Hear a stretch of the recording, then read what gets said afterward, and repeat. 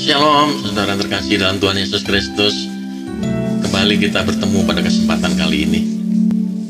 Baik, saudara yang terkasih dalam Tuhan Yesus Kristus, saya rindu membagikan sebuah kebenaran firman Tuhan.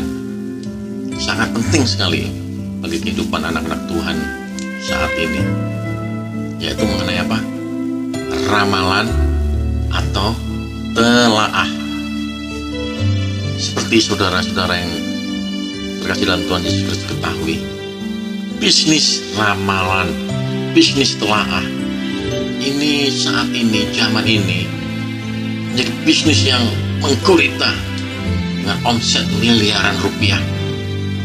Bukan hanya di Indonesia, tapi sampai ke seluruh dunia. Karena mereka memanfaatkan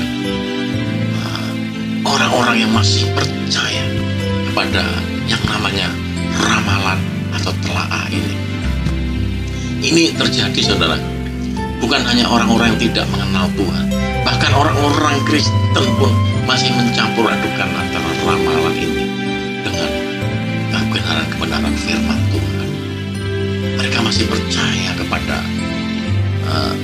ramalan-ramalan bintang, masih percaya kepada siu, masih percaya kepada peramal-peramal masa depan, garis tangan, kartu tarot, dan sebagainya. Karena itu, saudara, pada kesempatan kali ini, mari saudara dengarkan firman Tuhan, dan saya akan bagikan beberapa kebenarannya. Sudah sangat jelas, saudara yang terkasih dalam Tuhan Yesus Kristus, bahwa Tuhan sangat membenci, bahkan melarang, bahkan mengutuk orang-orang, mengenyahkan orang-orang yang melenyapkan orang-orang yang percaya kepada ramalan atau telaah. Karena di balik ramalan dan telaah yang dilakukan oleh peramal-peramal itu, mereka berpegang, mereka menggunakan roh-roh orang mati atau roh-roh kegelapan. Saudara terkasih, mereka menggunakan roh-roh tersebut untuk masuk ke dalam medium-medium yang mereka gunakan untuk menyampaikan pesan kepada saudara yang percaya kepada mereka. Saudara, sudah sangat jelas ini dalam firman Tuhan di dalam Imamat 19 ayat 26. Firman Tuhan mengatakan, janganlah kamu melakukan telaah atau ramalan. Kemudian Imamat 20 ayat 6, begini firman Tuhan, orang yang berpaling kepada arwah-arwah atau kepada roh-roh peramal, ya ini yang bertanya kepada mereka, aku sendiri, firman Tuhan mengatakan, aku sendiri akan menentang orang itu dan melenyapkan dia dari tengah-tengah bangsa. Firman Tuhan sangat keras sekali, saudara, melarang kita percaya atau berpegang kepada ramalan-ramalan atau telaah. Karena apa? Ini seperti perjinaan rohani. Kita sudah tidak mempercayai lagi, saudara. Kita mengkhianati lagi kepercayaan kita kepada Tuhan satu-satunya yang hidup, yang memiliki kuasa lebih daripada roh-roh yang ada di dunia ini, saudara.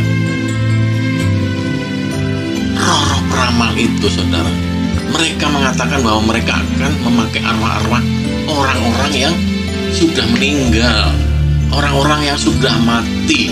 Padahal kalau kita tahu kebenaran firman Tuhan, orang-orang mati, roh-roh orang mati itu sudah Tuhan taruh di sebuah tempat yang namanya Hades.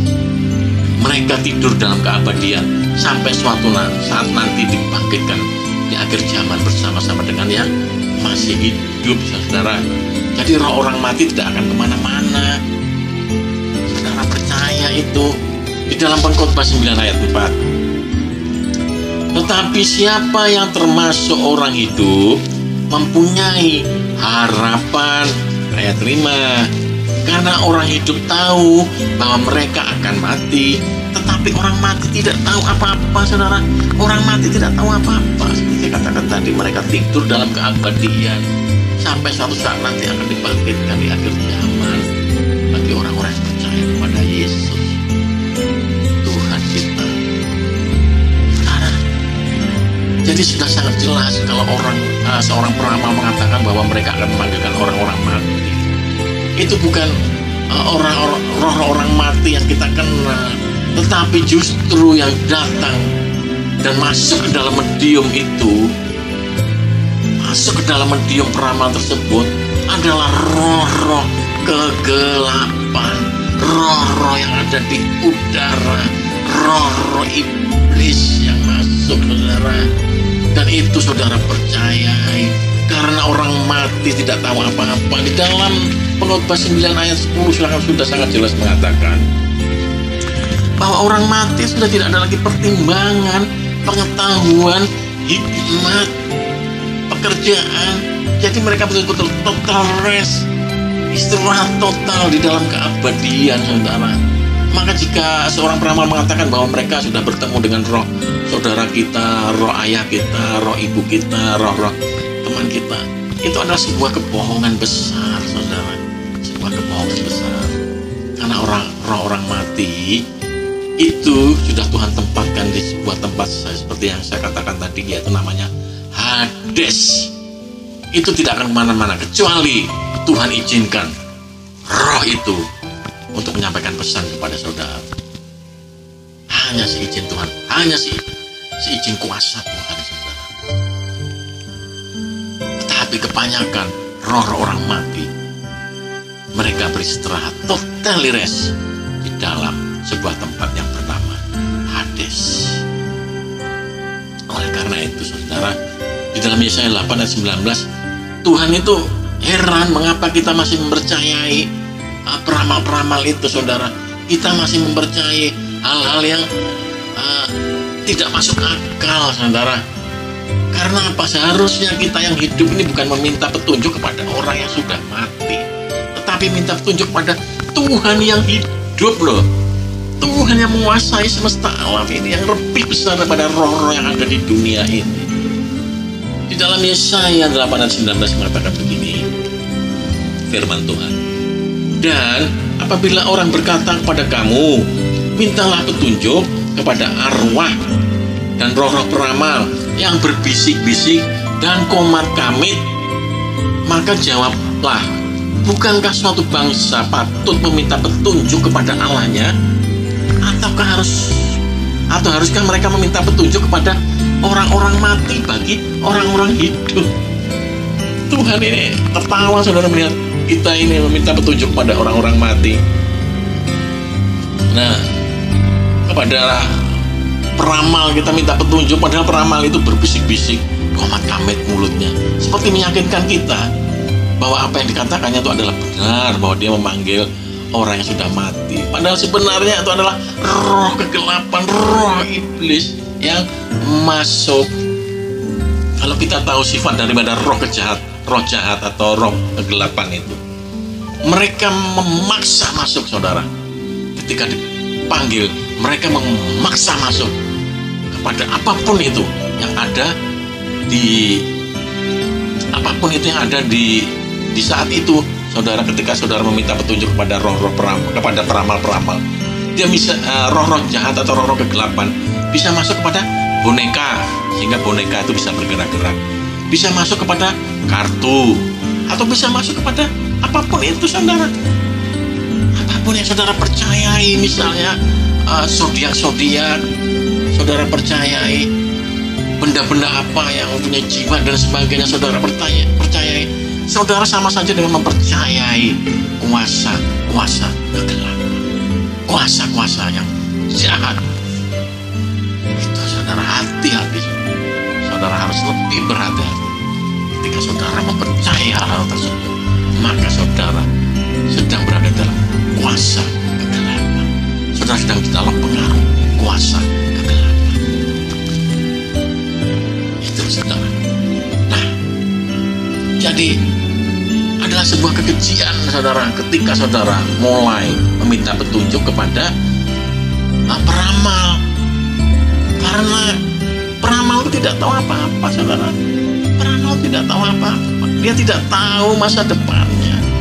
Roh-roh jahat, bahkan iblis itu tidak tahu masa depan kita, masa depan dunia ini.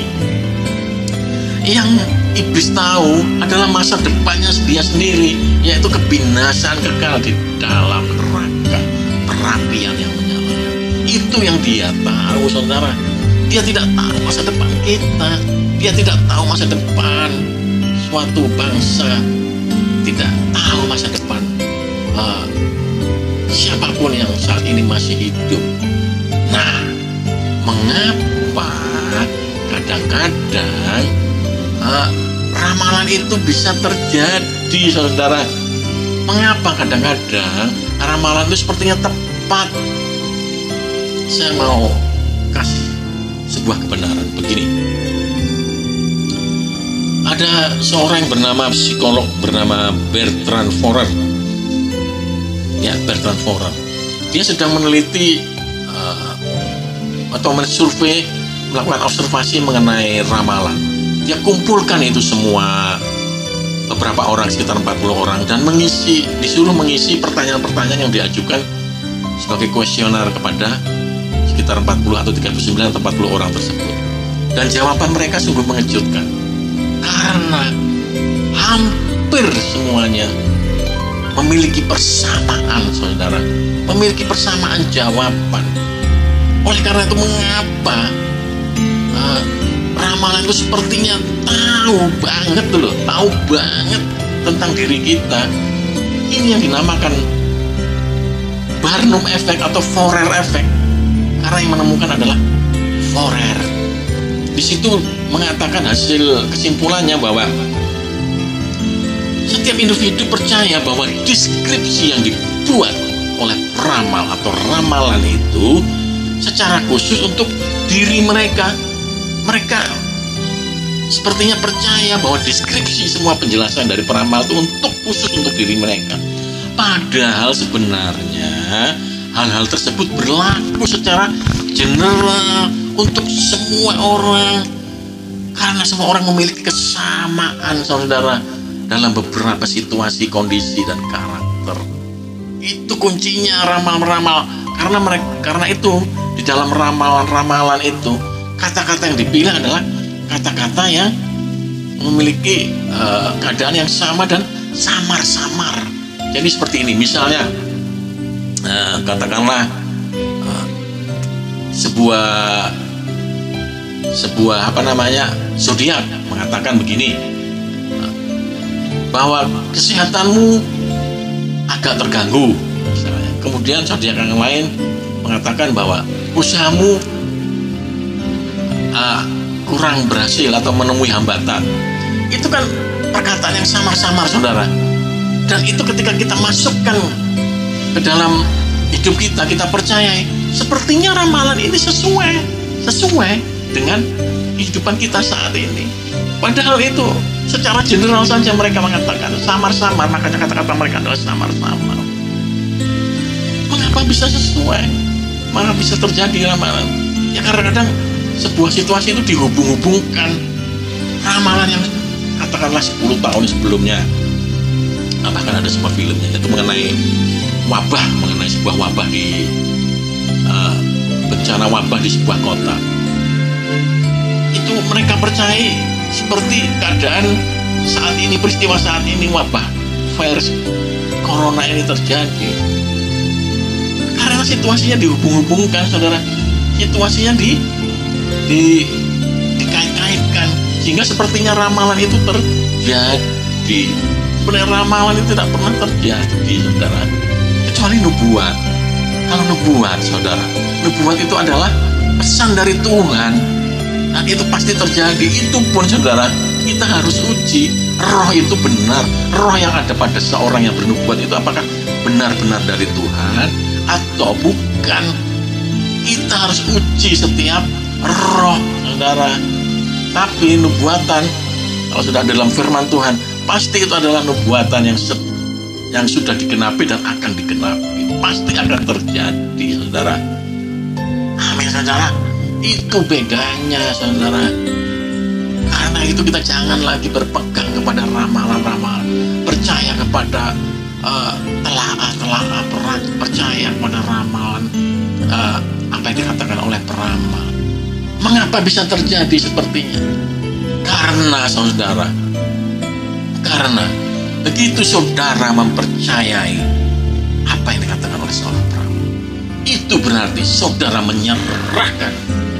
Saya katakan sekali lagi, begitu saudara percaya kepada ucapan seorang peramal, saudara menyerahkan jalan hidup saudara kepada roh yang ada saat itu, roh kegelapan yang saudara percayai pada saat itu lewat peramal tersebut.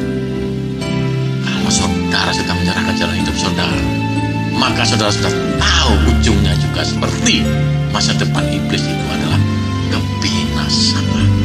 Sangat mengerikan sekali. Bukan hanya saudara yang terdampak, tapi isi rumah saudara akan terkena dampaknya, akan terkena kutubnya dari ramalan atau telaah. Berhentilah saudara, berhentilah saudara membaca siu-siu, berhentilah saudara percaya kepada zodiak-zodiak, tarot-tarot, garis tangan dan sebagainya. Karena hidup kita bukan ditentukan oleh mereka, tetapi ditentukan oleh firman Tuhan. Haleluya, haleluya saudara. Percayalah, hanya Tuhan yang bisa memberikan kita masa depan. Hanya Tuhan yang tahu, hanya Tuhan yang tahu masa depan kita. Dan hanya Dia, Tuhan, yang bisa memberikan masa depan kita, masa depan yang penuh dengan harapan. Amin. Di dalam Yeremia 29 ayat 11 sangat jelas mengatakan begini, sebab aku ini, Tuhan berfirman, aku Tuhan mengetahui rancangan-rancangan yang ada padaku mengenai kamu, dan kamu. Rancangan-rancangan kita di masa depan sudah Tuhan ketahui. Itu berarti Tuhan yang mengatur masa depan kita. Jangan lagi percaya pada peramal-peramal atau teman-teman, karena masa depan ada di tangan Tuhan. Dan Tuhan sudah siap memberikan kepada kita masa depan yang penuh harapan. Haleluya. Kiranya firman Tuhan ini bisa memberikan pencerahan kepada kita semua. Shalom. Tuhan memberkati.